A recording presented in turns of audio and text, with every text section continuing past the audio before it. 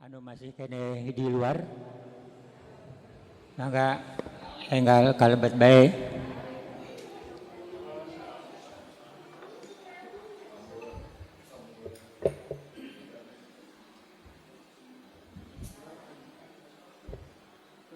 Ustaznya di mana?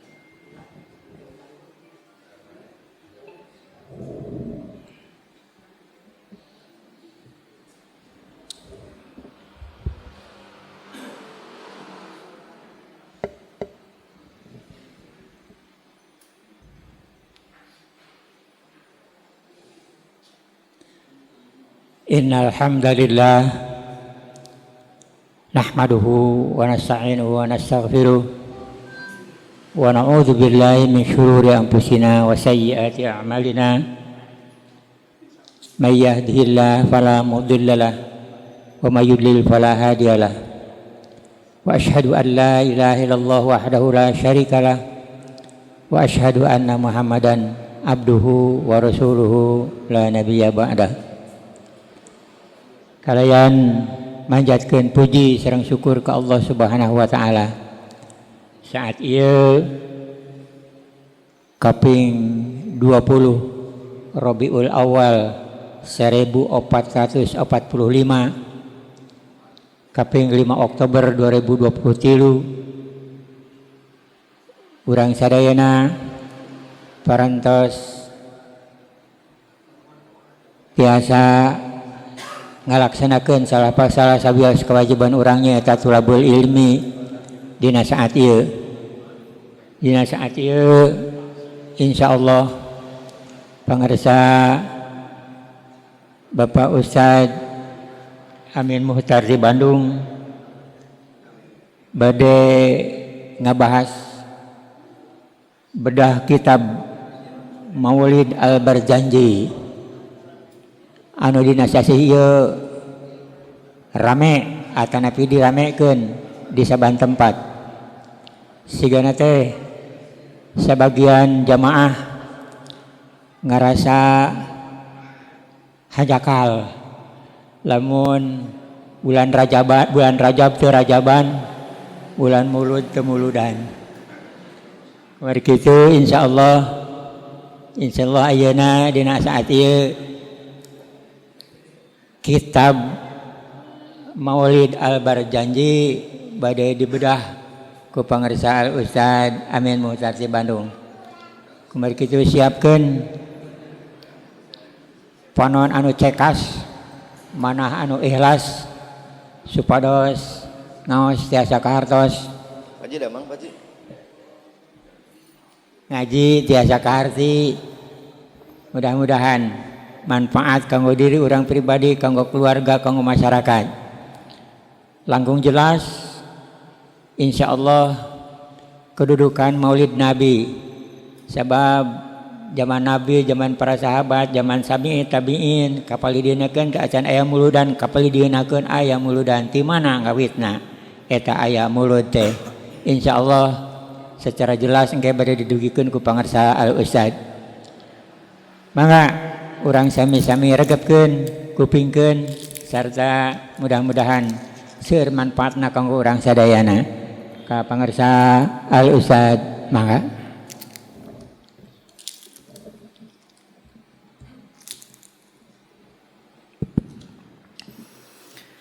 Innal hamdalillah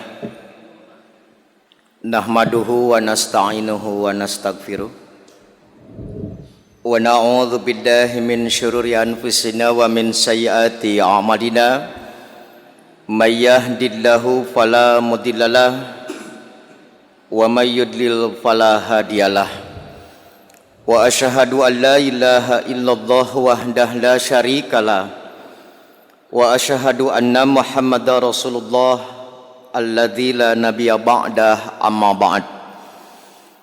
Faqala Allahu ta'ala fil Qur'anil Karim a'udzu billahi minasy syaithanir rajim in kuntum tuhibbunallah fattabi'uni al-ayah wa qala Rasulullah sallallahu alaihi wasallam wa man ahya sunnati faqad ahabbani al-hadits.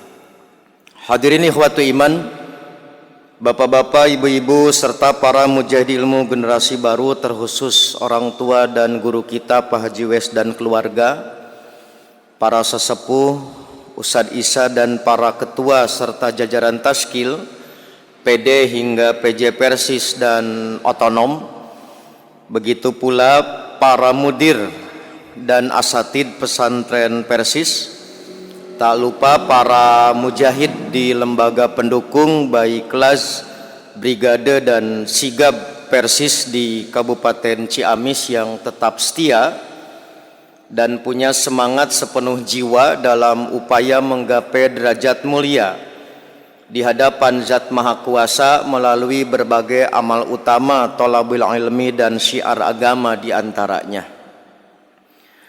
Tidak ada pujian yang paling pantas terucap dari lisan selain Alhamdulillah, karena atas kudrah, iradah serta inayah Allah Subhanahu wa Ta'ala kita dapat kembali bersua dalam kajian berkala keluarga besar Persis Kabupaten Ciamis, baik yang hadir secara langsung di majelis ini maupun yang tetap setia mengikuti kajian di tempat masing-masing melalui layanan live streaming di Facebook Ibnu Hajar Media dan Sigabah.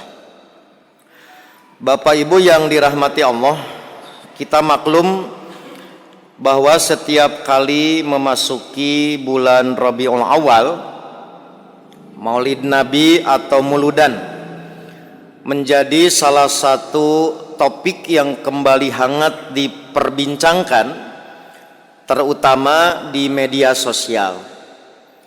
Ada yang melarang secara mutlak apapun isi dan bentuknya. Ada pula yang membolehkan secara mutlak. Ada pula yang membolehkan dengan perincian dan syarat-syarat tertentu.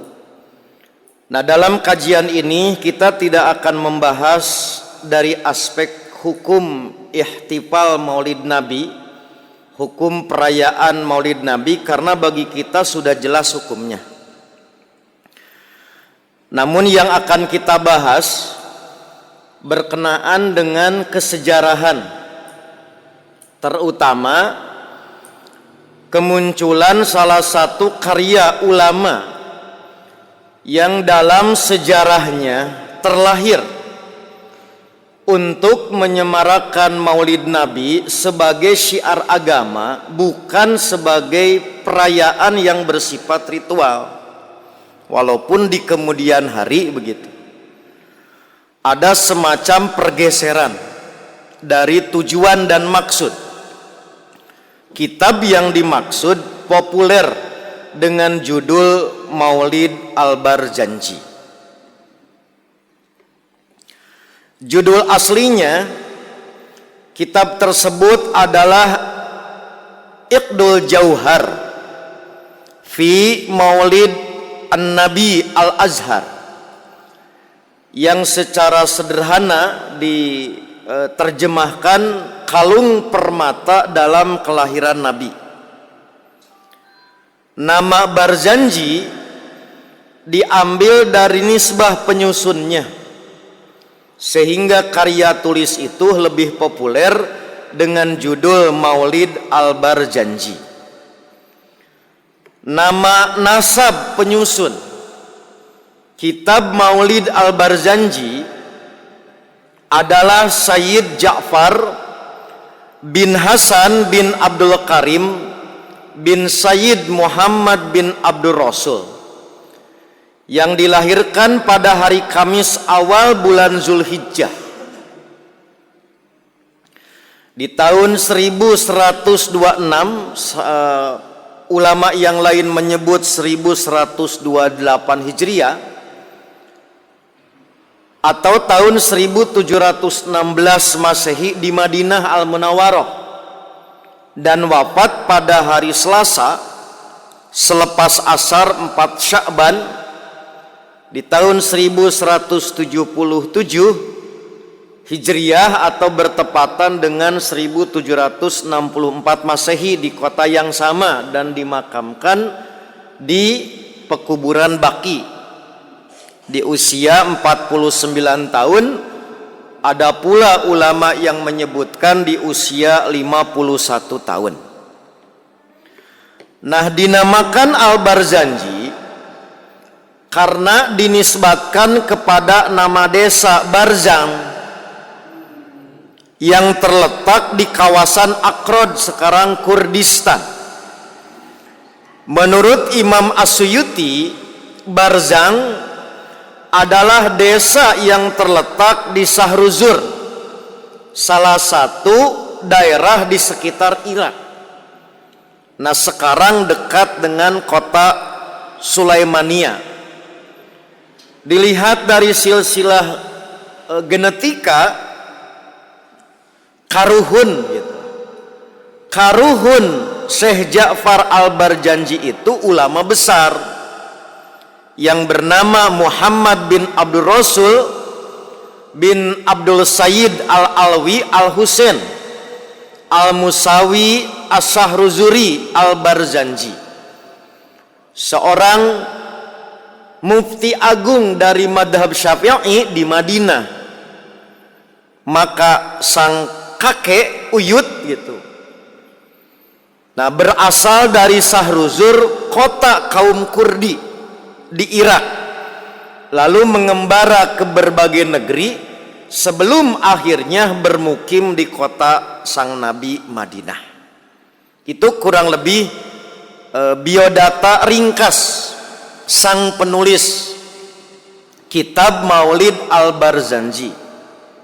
Selain kitab ini, beberapa karya tulis yang dapat disebutkan dari karya Sayyid Al-Barzanji, misalkan kitab berjudul Qissatul Mi'raj, kemudian Al-Bara'u Al-Ajil bi Ijabah, kemudian juga ada Al-Janni Ad-Dani fi Manaqib Syekh Abdul Qadir Jailani. Nah, itu yang nanti akan kita bahas ya Pak Haji di Emutan Simkuring. Nanti ke depan kita mempelajari tarekat Qadiriyah. Jadi tarekat Qadiriyah dan tarekat Naksabandi gitu kan. Nah, itu nanti akan kita pelajari di kemudian hari gitu. Terutama kitab beliau ini menjadi penting ketika mempelajari biografi Syekh Abdul Qadir Jailani yang dulu di Persis telah dibahas oleh Ustadz Abdurrahman, itu di majalah Risalah terbitan tahun 64 Amin Muhtar masih di alam sulbi wa taraib gitu. Tacan kadunya simkuringna oleh orang tua kita tentang tarekat Qadiriyah terus dibahas di Risalah gitu. Nanti di replay di repro untuk dibahas, terutama bagi generasi baru di Persatuan Islam. Nah, secara umum Bapak Ibu, saya yakin Bapak Ibu yang masuk bergabung ke Persisnya pasti para mantan gitu Pak Haji ya gitu. Ya, ini kan para mantan Barzanji gitu kan. Nah, makanya saya percaya ke orang Ciamis, kitab Al-Barzanji mah ditambul komo ibu mah pasti we di luar kepala gitu.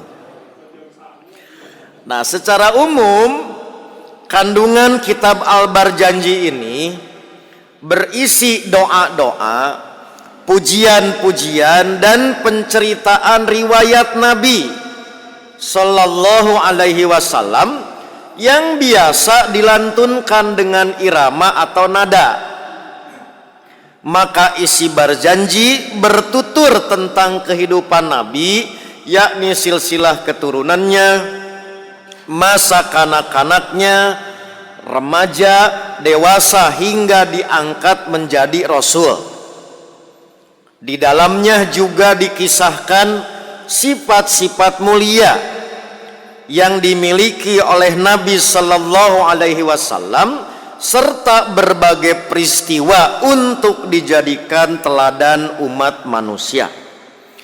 Adapun corak penyusunan kitab Al-Barzanji ini Bapak Ibu, dapat dinyatakan bahwa karya Maulid Al-Barzanji merupakan biografi puitis tentang Nabi Maka secara garis besar pada karya ini digunakan dua model.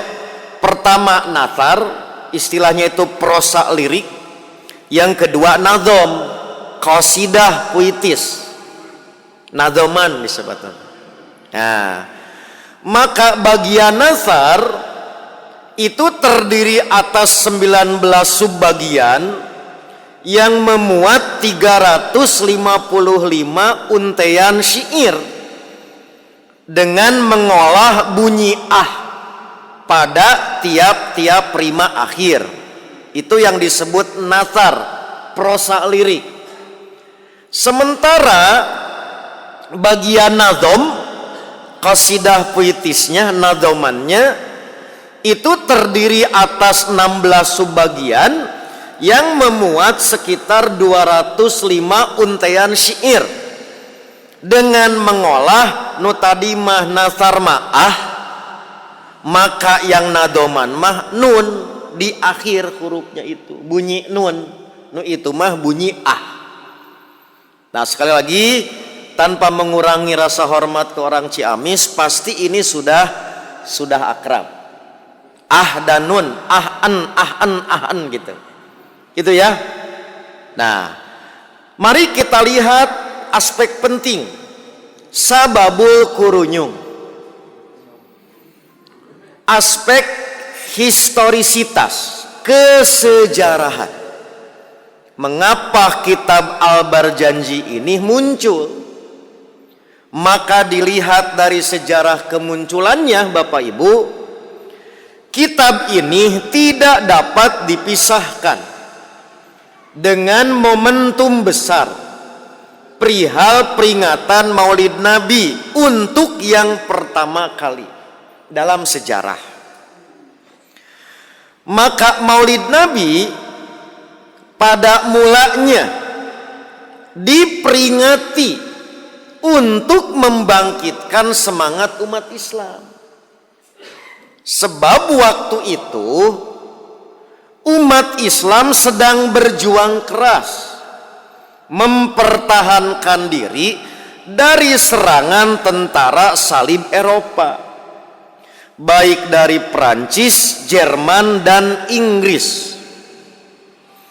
Maka Salahuddin Al-Ayyubi yang waktu itu berkedudukan setara gubernur di era 1174 sampai 1193 Masehi pada dinasti Ayyubiyah,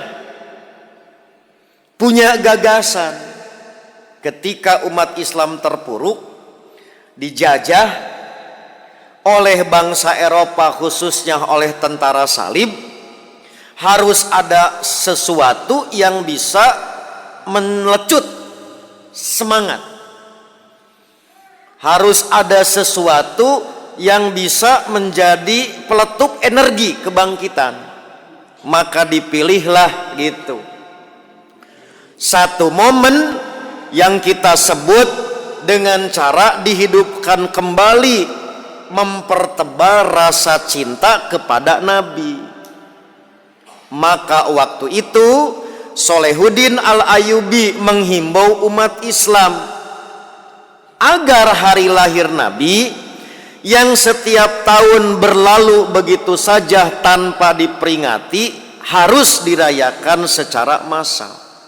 Itulah tujuan awal kenapa diperingati, agar ada kebangkitan umat Islam.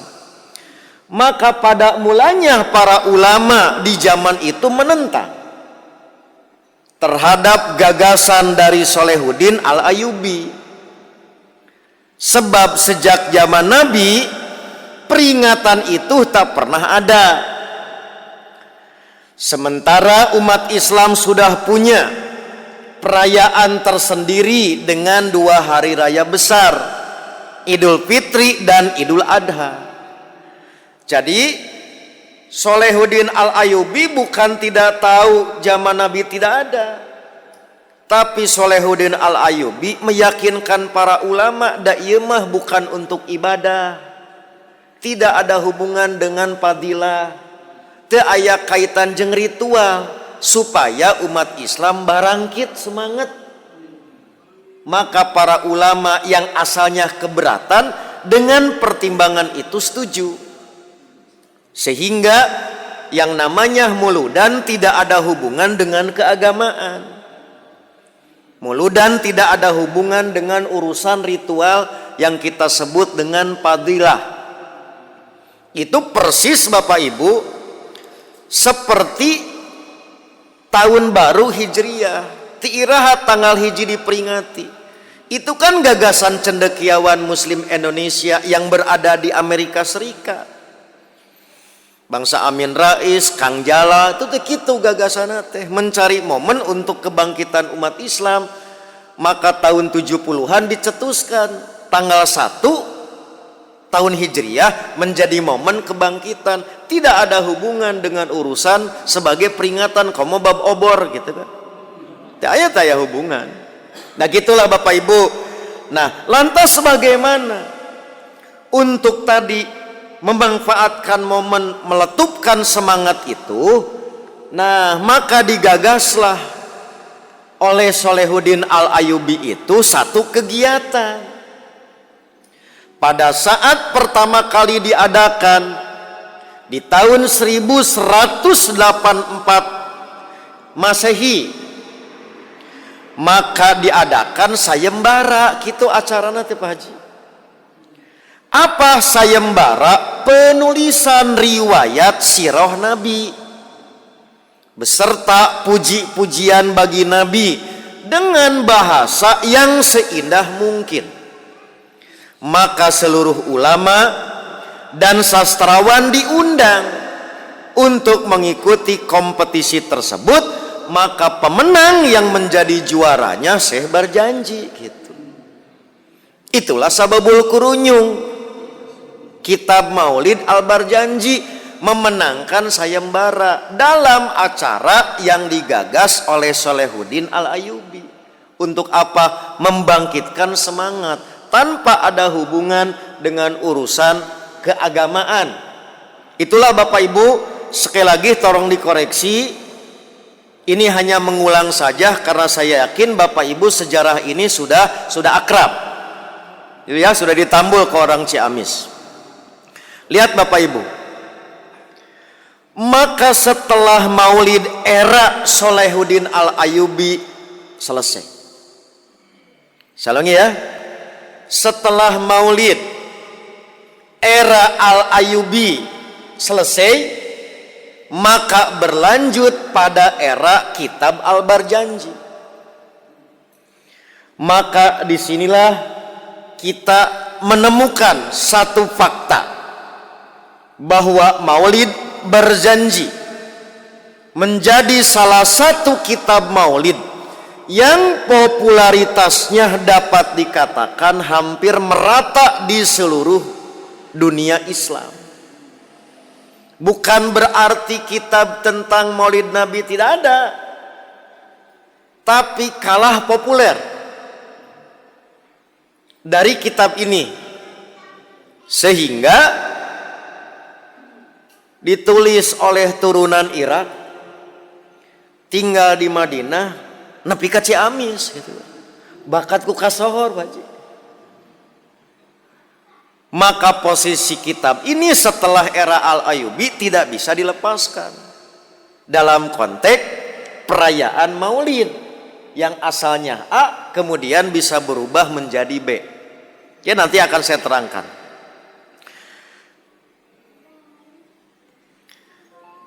Lihat Bapak Ibu, nu asalna dibaca keur mauludan wungkul, bakat ku hebatna kitab ieu bergeser kana rupaning acara dibaca termasuk marhabaan. Gitu Pak. Coba tingali, saya ulangi ya, saya ulangi Bapak Ibu, jangan berkedip, jangan bernapas. Ngelirik. Jadi Maulid Barjanji dibuat untuk mendukung gagasan Solehuddin Al-Ayyubi memantik spirit. Ya. Setelah era Shalahuddin Al-Ayyubi, muludan era Syekh Barjanji menjadi populer di mana-mana, begitu populernya. Maka kitab ini pun dibaca pula di acara nu teu aya hubungan jeung muludan. Bahkan di sini nanti akan saya terangkan. Ternyata ketika mengadakan acara muludan, salah satu yang kemudian berbeda penyikapan dengan zaman Shalahuddin Al-Ayyubi, yaitu saat membacanya sudah melampaui dari sekedar memantik semangat, tapi ngalap berkat. Itu Pak Ji, di mana memanjatkan sholawat serta salam kepada Nabi, orang berharap mendapat berkah keselamatan, kesejahteraan, dan ketentraman. Sekali lagi, tenginjem celi itu, tenginjem panon, bukan konon dan katanya, karena saya menyaksikan sendiri bagaimana Al-Barjanji ini dibaca, terutama yaitu di negeri kita ada bentuk standing ovation, yaitu berdiri. Itu yang nanti saya terangkan di bait mana harus berdiri saat membaca, tak terkecuali pada acara marhabaan. Sambil digilir bayi, nah gitu Bu, dibacakan Barjanji, digunting rambut kan. Sekali lagi, bukan katanya Bu, saya itu mengalami budak, dateng ngerti ngiluan. Jadi kia-kia mantan. Gitu Bapak Ibu. Oke, sekali lagi, asalnya dari muludan jadi kamarhabaan. Betapa tadi luar biasa kitab ini, yang boleh jadi penulisnya tidak tahu, dalam tanda petik ada penyalahgunaan. Padahal tujuannya saja mulia, tapi dalam prakteknya bisa bergeser. Komo lamun tujuanana sudah menyimpang. Sudah ya? Nah, maka dalam perkembangan berikutnya setelah era Barjanji selesai penulisnya, terus aya begitu Pak Haji, maka pembacaan Barjanji dilakukan di berbagai kesempatan sebagai sebuah pengharapan untuk pencapaian yang lebih baik. Misalnya pada saat kelahiran bayi, upacara pemberian nama, mencukur rambut bayi, akikah, khitanan, pernikahan, syukuran, haulan, serta seseorang yang berangkat haji dan selama berada di tanah suci. Kan jadi tak ada hubungan, tapi itulah realita. Maka ada juga yang hanya membaca Barjanji dengan berbagai kegiatan keagamaan seperti penampilan kesenian hadrah, pengumuman hasil berbagai lomba, dan lain-lain. Nah, inilah yang disinyalir dalam membaca Maulid Barjanji, bukan sekedar membaca sirah Nabi siga buku Nurul Yakin. Kan di Persis yuk, ti diniyah teh Nurul Yakin diajarkan Pak Haji. Sampai ke diniyah sanawiyah gitu. Ternyata orang saat membaca Barjanji beda dari sekedar membaca sirah. Karena di situ ternyata ada ritual dalam praktik pembacaannya, yaitu ada namanya mahalul qiyam di lirik atau yang kita sebut paragraf syair tertentu. Bacaannya ini cuplikan kitabnya, kitab Barjanjinya. Bacaannya itu lamun pas maca nadoman ieu mah kedah berdiri gitu. Namina mahalul qiyam. Sok Bu, tolong dihafalkan, yang tidak hafal tidak boleh pulang gitu. Kayak keluar tina soal ujian ya. Memang gitu bacaannya. Jadi berdiri ketika menyebutkan kelahiran Nabi yang mulia dengan mengolah rima akhir yang beragam, ka, na, ro, da, ta, roya. Gitu. Itu namanya mahalul qiyam. Jadi macan nanti kedah ngadeg. Itu yang saya sebut ritual. Bahkan waktu saya ikut datang hartos ya Pak Haji, begitu mahalul qiyam teh kalau kadiuk dicarekan orang teh gitu. Kawalat jang gitu, nangtung. Kan orang teh bingung, nah jual nangtung bae teu artinya. Nya ada kerjaan hari teh penting mah berkat naon maksudnya besek gitu kan. Ya nu penting mah besek we urang udah keur budak gitu.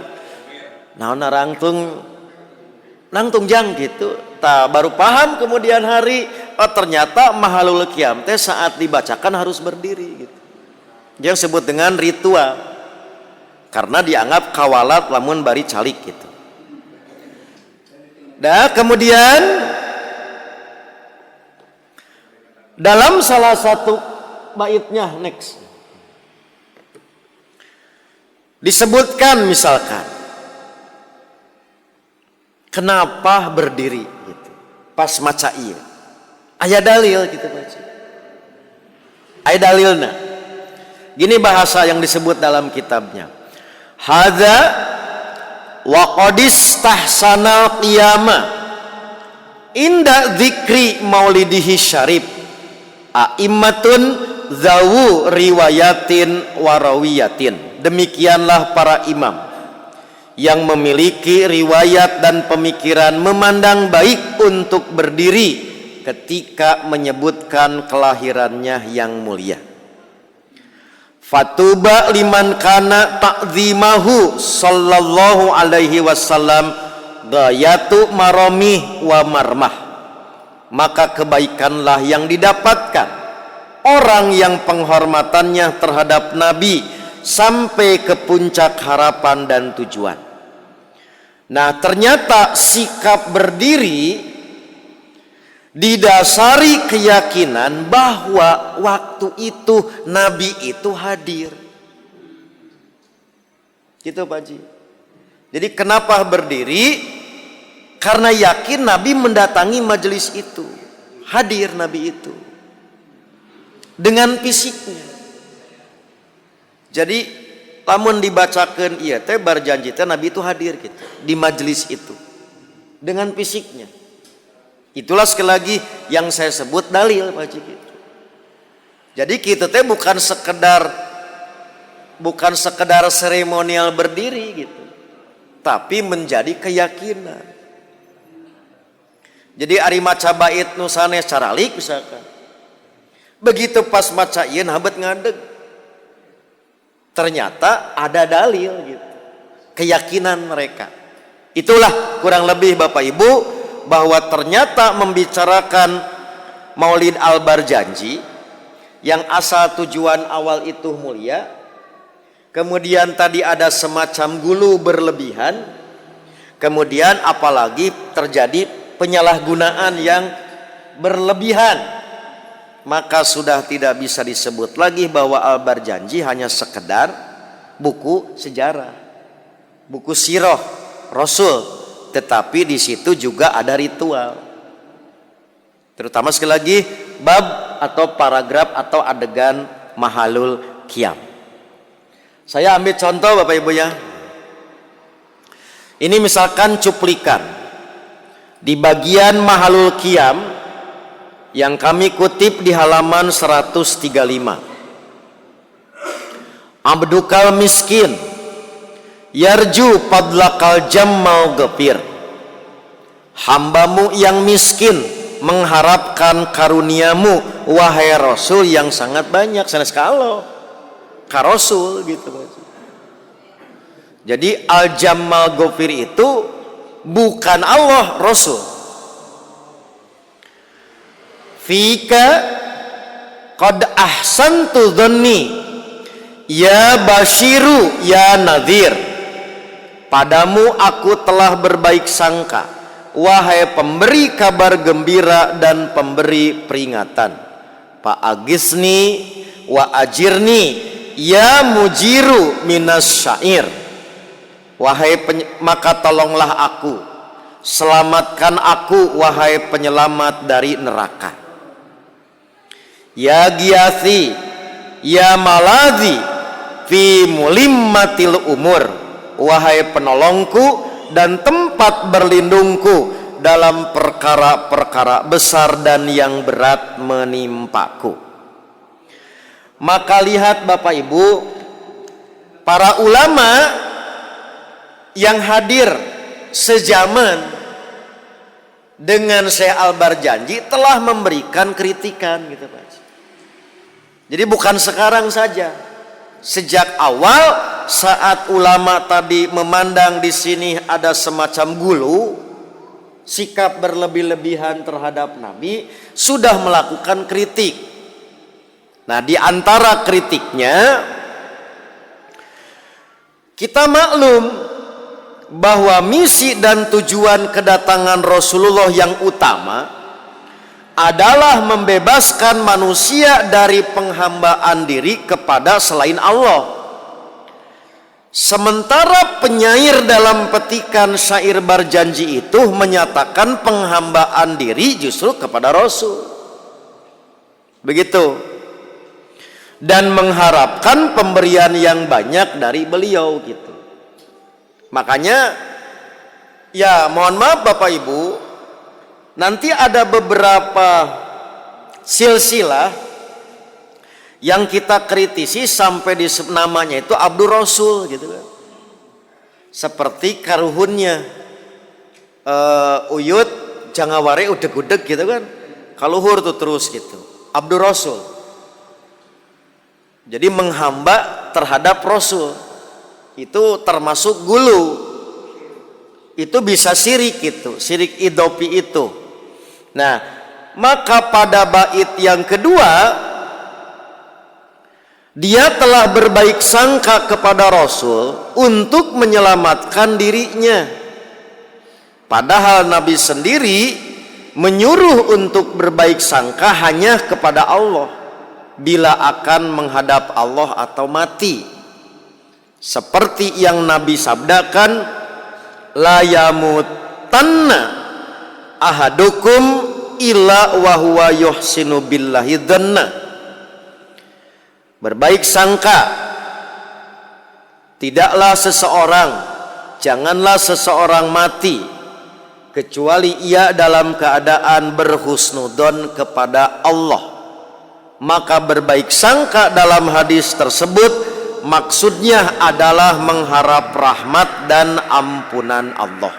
Itu seperti dalam bait yang kedua. Sekarang pada bait yang ketiga, penyair minta pertolongan kepada Rasulullah dan minta perlindungan dari beliau supaya diselamatkan dari api neraka. Padahal Nabi sendiri melarang umatnya untuk menghilangkan kesusahan dan kesulitan kecuali hanya kepada Allah. Bahkan beliau sendiri meminta perlindungan hanya kepada Allah dan memerintahkan umatnya untuk berlindung serta memohon perlindungan hanya kepada Allah semata. Kemudian yang terakhir, karena sudah jam 7, pada bait yang keempat, penyair menjadikan Nabi sebagai penolong dan tempat berlindung dalam perkara-perkara besar dan berat yang menimpanya. Padahal Allah Azza wa Jalla sebagai penolong dan tempat berlindung yang Nabi sendiri meminta pertolongan dan perlindungan hanya kepadanya. Maka kurang lebih Bapak Ibu catatan kritis dari para ulama terhadap kandungan di dalam kitab Maulid Al-Barzanji keempat bait syair inilah yang disinyalir mengandung kesesatan dan kemusyrikan. Selangi ya, dari sekian banyak bait-bait yang terkandung yang dianggap oleh para ulama atau disinyalir terdapat penyimpangan secara akidah Yang kedua, secara kaifiat, adanya ritual berdiri atas dasar keyakinan. Nah, akhirnya setelah mendapatkan kritikan dari para ulama, nah mereka merubah keyakinannya. Kalau keyakinan awal meyakini Nabi hadir dengan fisiknya, wajib. Nah, setelah mendapatkan kritikan, beralih keyakinannya bahwa Nabi hadir tapi ruhnya saja.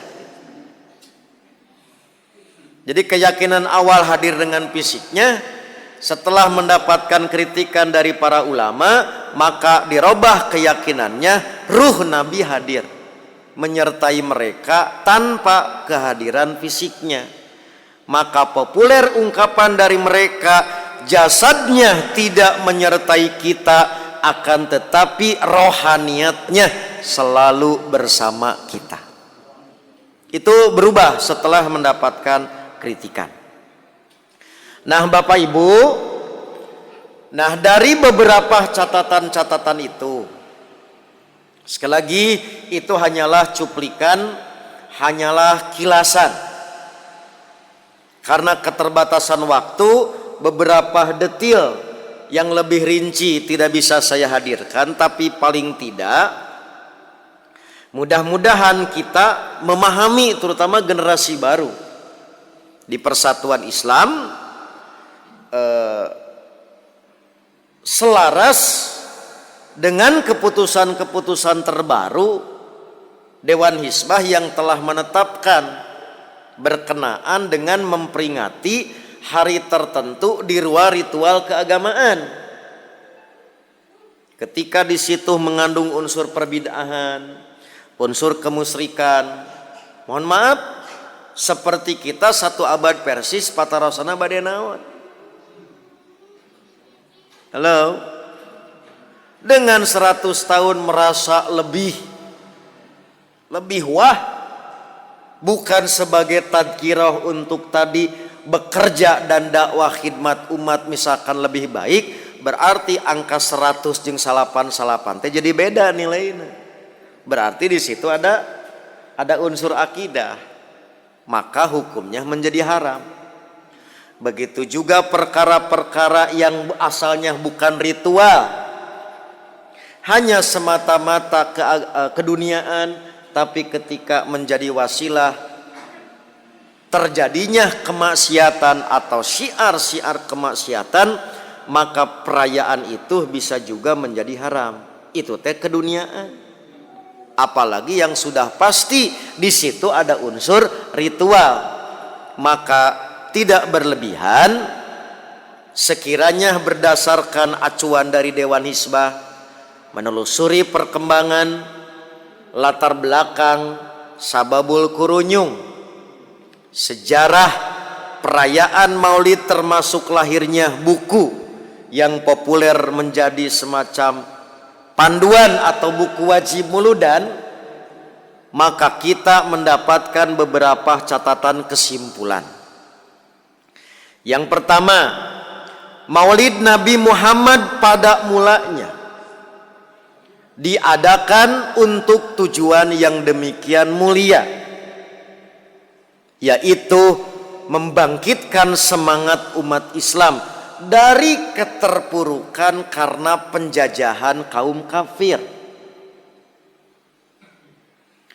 Dan ternyata maksud ini tersampaikan karena umat Islam bisa bangkit, bisa memenangkan pertarungan dengan pasukan salib. 2.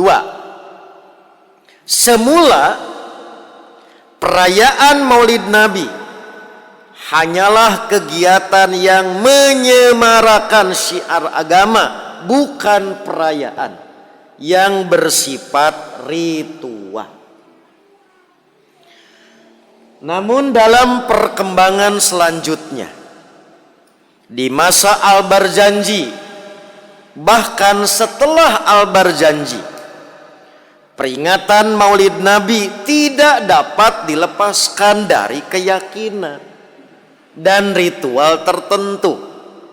seperti yang tampak dalam praktik pembacaan Maulid Al-Barzanji dan syair-syair yang terkandung di dalamnya yang didendangkan pada acara peringatan Maulid Nabi. Dilihat dari aspek ini, urusan Maulid Nabi sudah tidak bisa disebut sebagai keduniaan, tidak bisa disebut hanya sekedar kebiasaan, tapi ada keyakinan. Oke, sebelum saya tutup, tolong dijawab pertanyaan ini. Siapa? Sebelum saya tutup, tolong jawab pertanyaan ini. Saya nanya ke ibu-ibu dulu. Bu, apa kelebihan tanggal 1 tiap bulan? Gajihan. Nu gajihan dasim kuring mah dagingan sanes gajihan. Paham, Bu? Paham. Berarti kalau urusan keduniaan itu logis. Disebutna makulul makna. Paham ya? Andai kata muludan ini keduniaan, berarti kudu kaharti ku akal. Mengapa diperingati padahal Muhammad nage can jadi nabi? Sekali deh kada Bu. Nah ibu bet atoh tanggal hiji gajihan. Kahartosan? Kalau sekarang muludan ini keduniaan urusan agama. Lamun urusan keduniaan pancan jadi nabi, nah berarti peringati. Lamun urusan agama berarti kedai dalil gitu. Nah itulah sebagai contoh betapa kita tidak memperingati Maulid justru karena kita mencintai Nabi. Orang yang tidak bermaulid jangan dianggap tidak cinta Nabi, tetapi berusaha istiqomah mencintai sesuai dengan pedomannya, yaitu man ahya sunnati faqad ahabbani. Barang siapa yang menghidupkan syariatku, sunnahku, maka yang bersangkutan berarti mencintaiku. Faman ahabbani Pahia atau pahuwa ma'i fil jannah. Barang siapa yang mencintaiku, maka yang bersangkutan akan bersamaku di surga. Nah itulah kurang lebih Bapak Ibu catatan-catatan sederhana, terutama bagi generasi baru di Persatuan Islam, agar jas merah.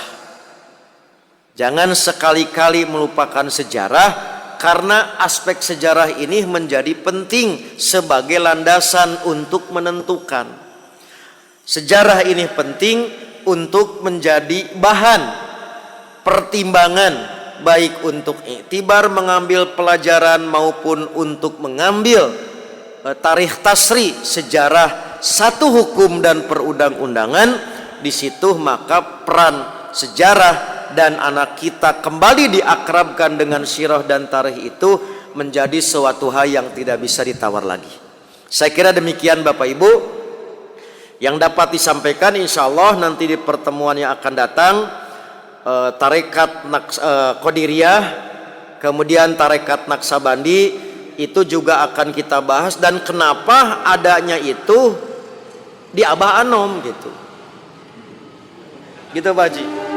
Ya, jadi kenapa merujuknya itu di Abah Anom? Itu pelajaran penting yang baru saya dapatkan terakhir sebelum Ustadz Marsedek wafat gitu. Karena nanti ada silsilah sanadnya, kami dapat sanadnya langsung tulisan Abah Anom, tulisan tangan.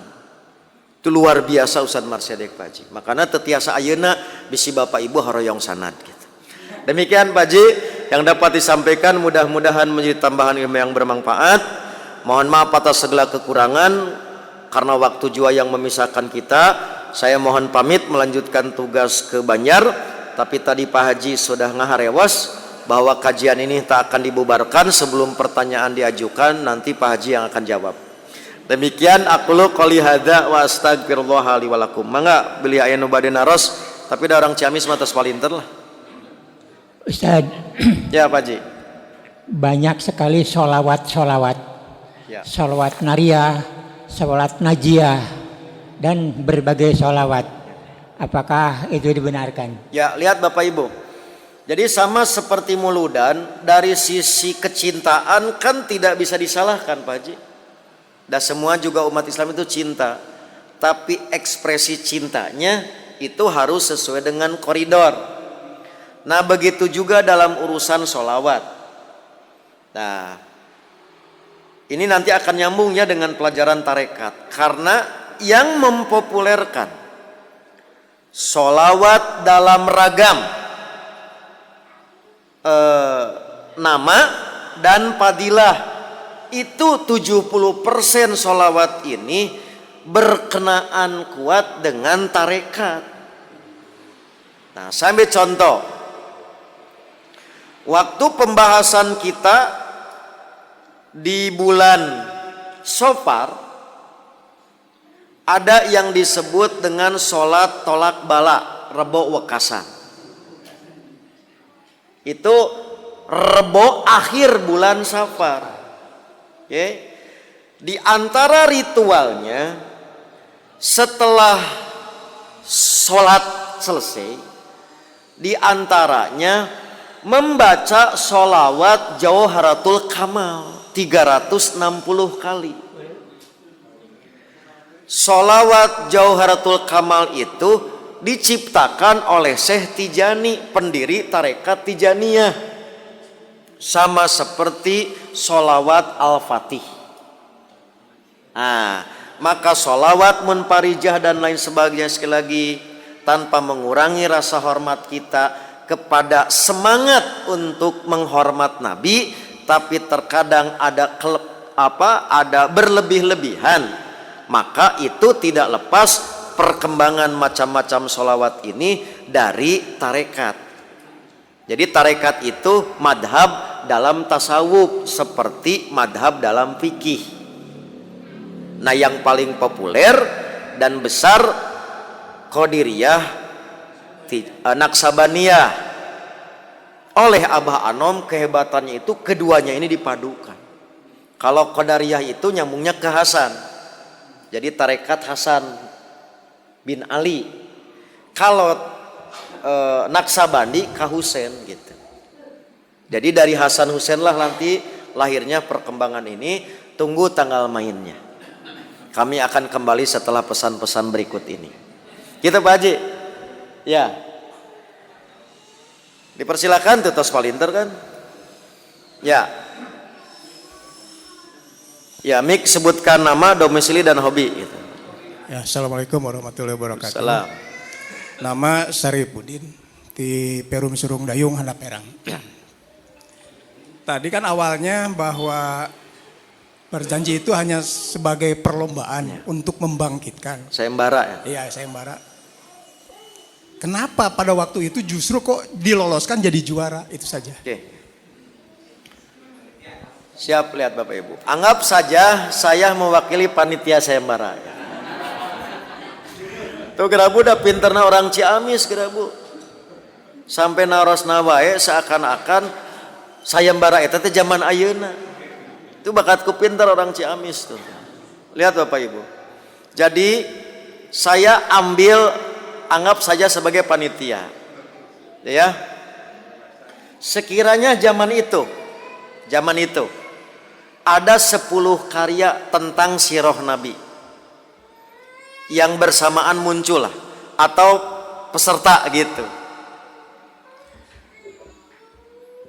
Misalkan kita banding dengan Nurul Yakin gitu. Cuman satu Pak, karena targetnya bukan sekedar benar isi, tapi indah rasa. Selangnya Pak Haji. Jadi bukan sekedar tadi benar isi, tetapi indah rasa. Sebab untuk membangkitkan semangat, lamun esina wungkul saprak di adanan kalakah kebluk sare adan awal gitu.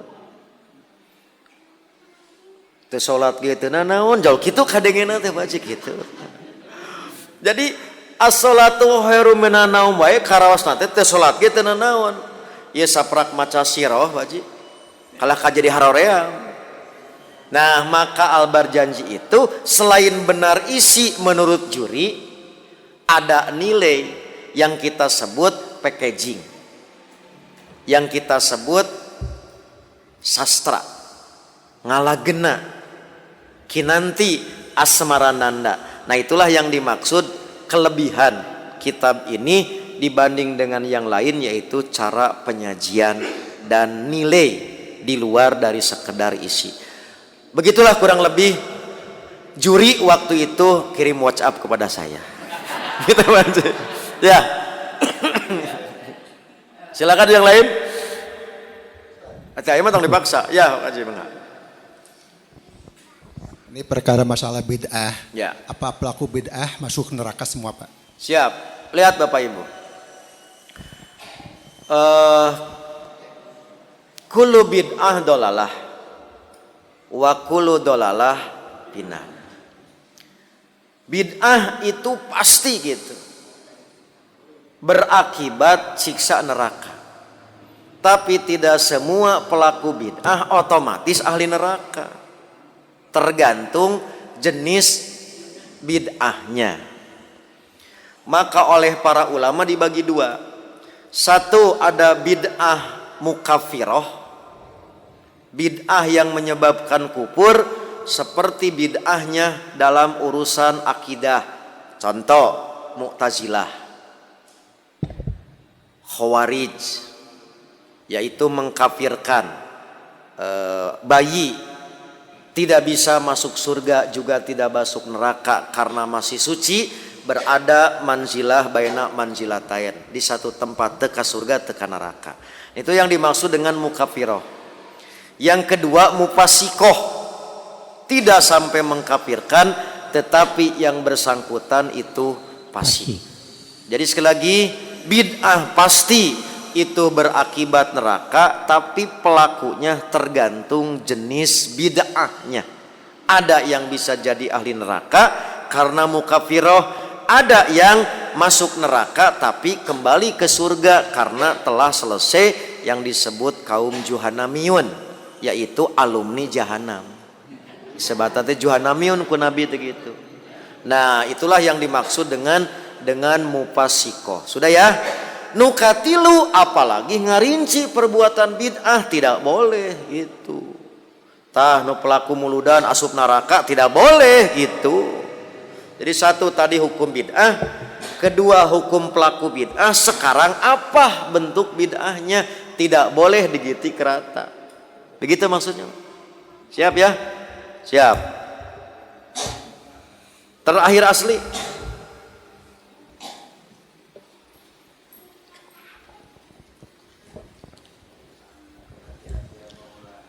Ya. Bismillahirrahmanirrahim. Ada yang mengatakan bahwa namanya maulid itu mulanya dari Syiah. Oke. Itu bagaimana dengan sejarah itu? Siap. Ya. Jadi kalau melihat asal muasal perayaan atas dasar keyakinan, sejarah yang tadi tidak cocok dinisbatkan kepada Sholahuddin Al-Ayyubi gitu kan. Karena Sholahuddin Al-Ayyubi itu dasarnya adalah membangkitkan semangat. Tapi kalau membicarakan untuk apa diadakan maulid pertama kali, dasar kecintaan, dasar tadi keyakinan, benar Syiah. Terutama itu Daulah Fatimiyah yang disebut dengan kaum Ubadiyun. Kaum Syiah Ubadiyun ini maka klannya masih berhubung dengan Syiah Rafidhah alias Imamiyah alias Ja'fariyah di Indonesia menggunakan nama samaran madhab Ahlul Bait. Jadi Syiah Ubadiyun Fatimiyun, dinasti Fatimiyah. Nah, dalam kerangka akidah ini Solehuddin Al-Ayyubi justru tidak sepakat dengan perayaan maulid mereka. Karena harusnya umat Islam itu dibangkitkan semangat, kumuludan ala Syiah itu justru malah jadi melempem. Yang harusnya bangkit kalakah loba bersedih. Maka beberapa praktek yang dilakukan oleh Umbadiyun Fatimiyun ini ditumpas oleh Solehuddin Al-Ayyubi gitu. Jadi dalam kerangka ini benar, pelopor muludan itu Syiah dilihat dari aspek mengadakannya atas dasar keyakinan dan ritual, yaitu dinasti Fatimiyah di Mesir. Begitu Kang? Siap. Bapak Ibu, Daya, saya mohon pamit. Nanti kalau ada pertanyaan lain yang sekiranya mulai diingat, nanti dititipkan ke PD. Sekiranya nunggu bulan depan, nanti bisa pakai layanan WhatsApp barangkali ke tim Sigabah. Dan insya Allah kita akan bertemu kembali. Pak Haji diingatkan ya, kita ada PR kajian tentang tarekat khususnya Qadiri dan Naksabandi. Dan kenapa nanti di Indonesia melalui jalur mana, masuknya di kita, seberapa besar tingkat maslahat dan mafsadat ketika tarekat ini dijadikan pegangan oleh kaum muslimin. Insya Allah demikian yang dapat disampaikan, mudah-mudahan menjadi tambahan ilmu yang bermanfaat dan mohon maaf atas segala kekurangan. Insya Allah kita bertemu kembali di bulan depan dalam keadaan sehat walafiat. Aqulu qouli hadza wa astaghfirullah li wa lakum. Assalamualaikum warahmatullahi wabarakatuh. Demikian telah kita simak bedah kitab Al-Barzanji, menambah kejelasan bagi kita hukum dan bagaimana perayaan Maulid Nabi itu sendiri. Demikian, dan mudah-mudahan kajian kita itu yang akan datang kita dapat mengikutinya dengan baik ya. Kita akhiri dengan doa. Rabbana atina fid dunya hasanah fil akhirati hasanah wa qina adzabannar. Subhana rabbika rabbil izzati amma yasifun wa salamun alal mursalin walhamdulillahi rabbil alamin. Allahu ya'khudhu bi aydina ila ma fi khairin islam wal muslimin. Wassalamualaikum warahmatullahi wabarakatuh.